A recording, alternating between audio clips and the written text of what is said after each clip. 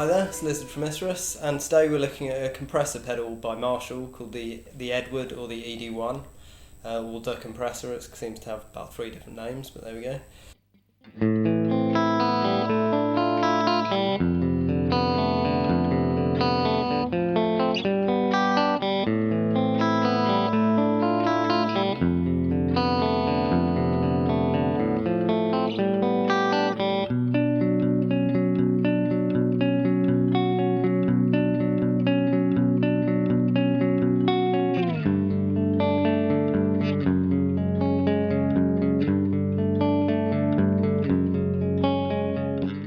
Without the compression,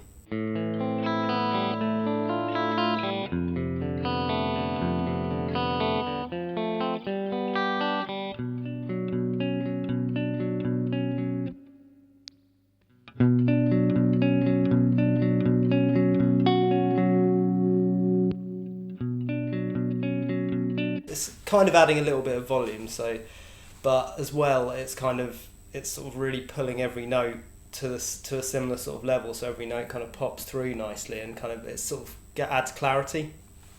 So that's that sort of setting. Maybe that's a little extreme in terms of the amount of compression, but that's the way I tend to use compressors quite often.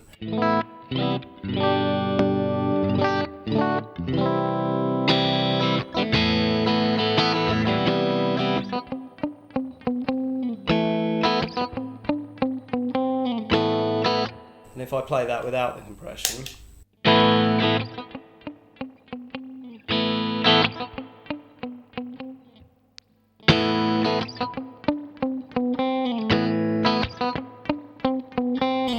like the little single string little bit I was playing there really jumps out as loud as a full strum. So that's kind of a very common use for compression, just to give you a sort of flatter dynamic in a way. So looking at the compressor, it's pretty straightforward really. It's a lot simpler than the amount of controls you'll have on like a studio compressor. So you have the amount of compression, you have the attack, which is the speed, how fast it attacks. So let's set everything else central and have loads of compression, and with a really fast attack over fully to the left. I'm really changing my picking dynamics there. I'm basically doing this. You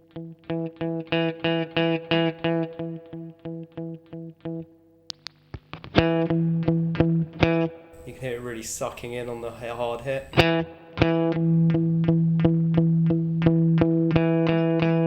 So that's really extreme. It's basically killing all the dynamics. And then the more you move this round to the right to make it a slower attack, it will let more of that initial transient through.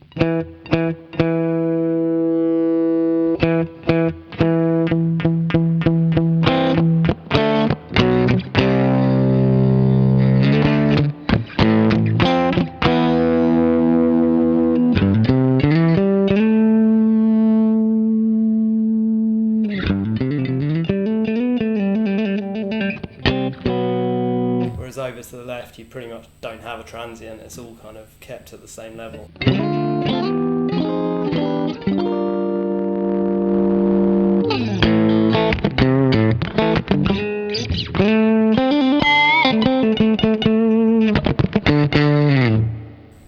Then the other controls you have are the level, so if it's bringing everything up too much in volume you can back the volume of the whole effect, so that's like the output level.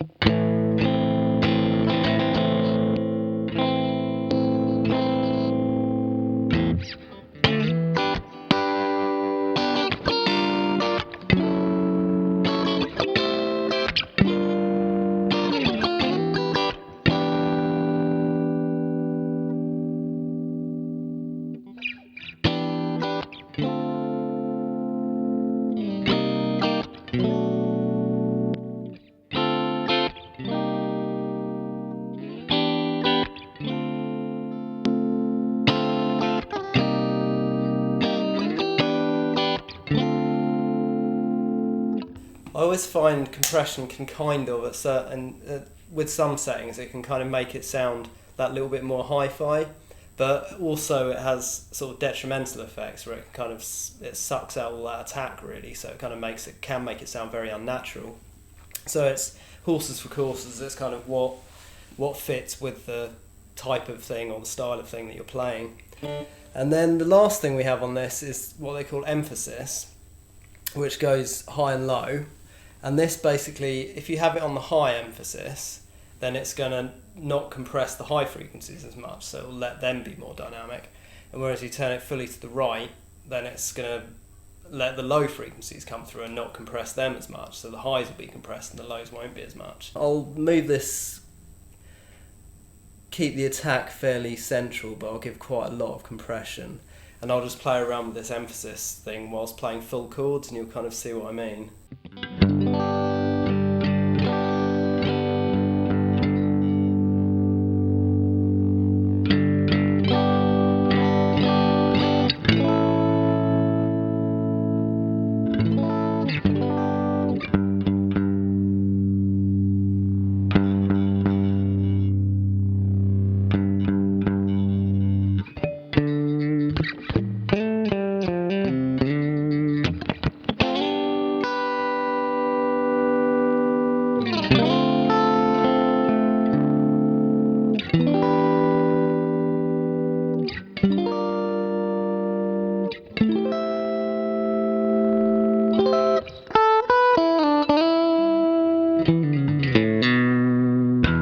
So you can see, you can kind of focus where you're compressing and where the emphasis of your part is.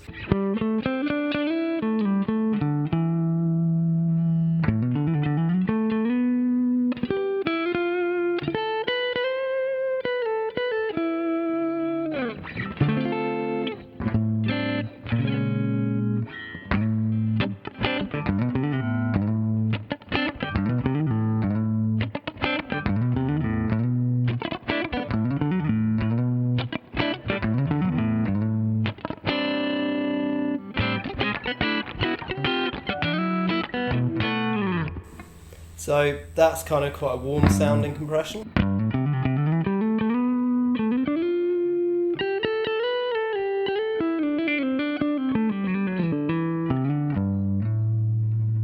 It's kind of really sucking everything down and sort of mellowing it out really.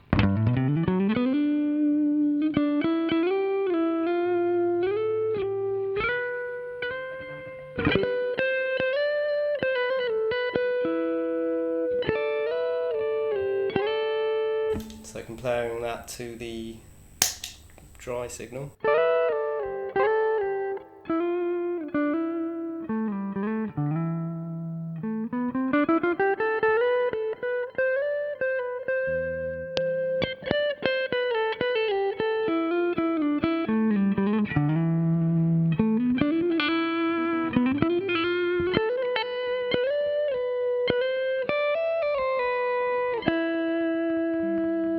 So that's really sucking in on the note immediately because it's got this fast attack, whereas if we slow that attack down,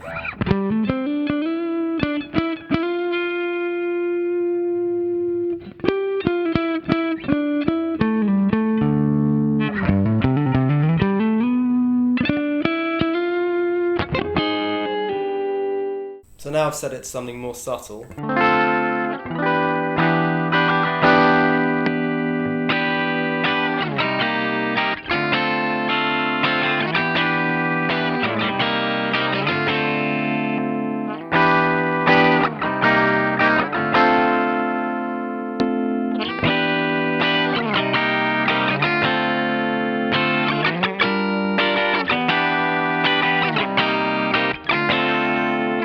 So that's kind of evening out the kind of strummy sort of percussive sound, which will really help with kind of fitting in with a band or with a mix. It just kind of cuts all those spikes out nicely.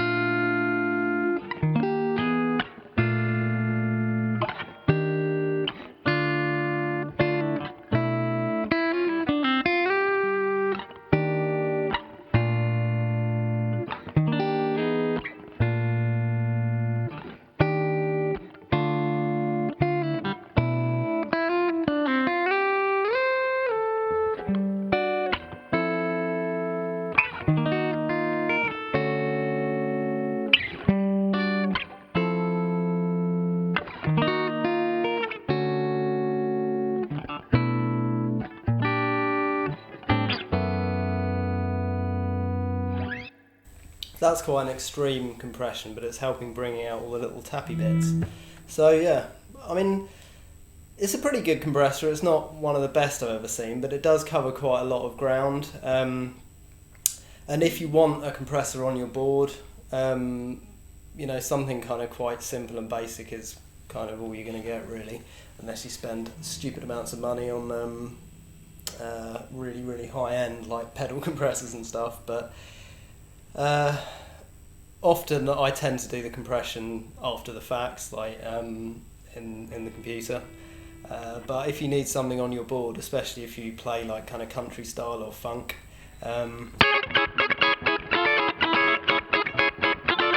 it's like it kind of makes that sound in a way. But for me, being more of a kind of rock and metal player, I only tend to use it kind of on clean, sort of picking up edgy parts, just to kind of dynamically smooth everything out. But from my first impressions of this pedal, I quite like it. It seems to be doing okay. It does sound a little, there's quite a lot of that compression sucking going on, and it kind of sounds a bit sort of muffled at times, I find. Brings out a lot of the kind of woolliness of the signal, I suppose.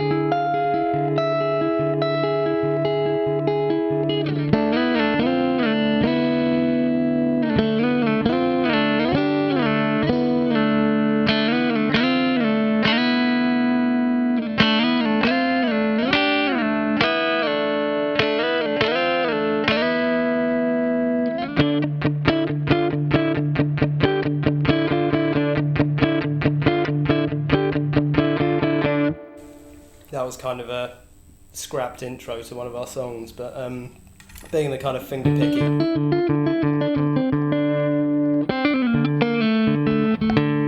compression kind of helps that a bit.